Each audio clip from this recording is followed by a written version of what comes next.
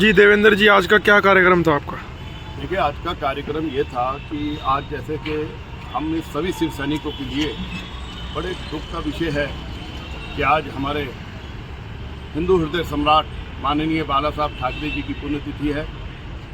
ये आज हम सब लोग, हमारे जो जिला प्रमुख हैं लाखन चौहान जी, उनके नेतृत्व में, और हमारे जो ज्वालापुर के विधानसभा प्रमुख हैं रोहित जी, इनके संरक्षक में आज शिव सैनिक इकट्ठे हुए और मेरे आदेश पे पूरे उत्तराखंड में प्रत्येक जिले में ये बाला साहब को श्रद्धांजलि दी जा रही है। आज हम लोग यहाँ इकट्ठे हुए, हमने बाला साहब को पुष्पांजलि श्रद्धांजलि अर्पित की।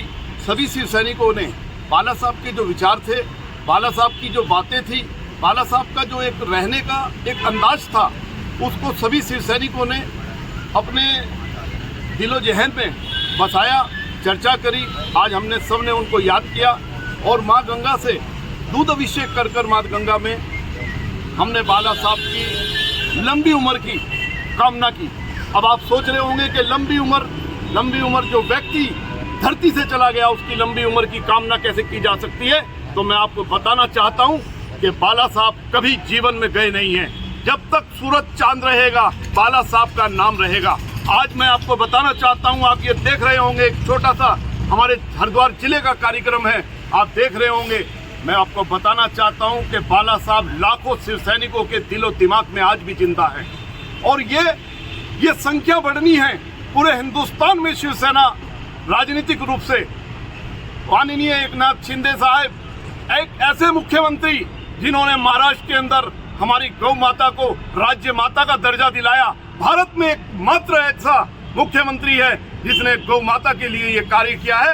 और आज हम सभी लोगों ने इन सब बातों को सोचते हुए, समझते हुए बाला साहब को याद किया और माँ पतित पावनी माँ गंगा से प्रार्थना की कि हम लोग बाला साहब के सिपाही बनकर, हम बाला साहब के एक आदेशित अंश बनकर हम धरती पे काम करें सनातन धर्म के लिए। ऐसी हमने कामना की। और साथ ही आज हमारे एक छोटा सा यज्ञ भी किया गया और उस यज्ञ का जो कार्यक्रम था वो ये था कि जैसे आप देख रहे हैं 20 तारीख को, आने वाली 20 तारीख को महाराष्ट्र में विधानसभा के चुनाव हैं।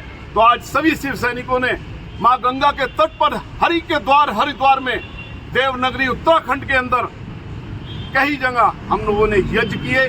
देहरादून, नैनीताल, हल्द्वानी सभी जगह यज्ञ हुए।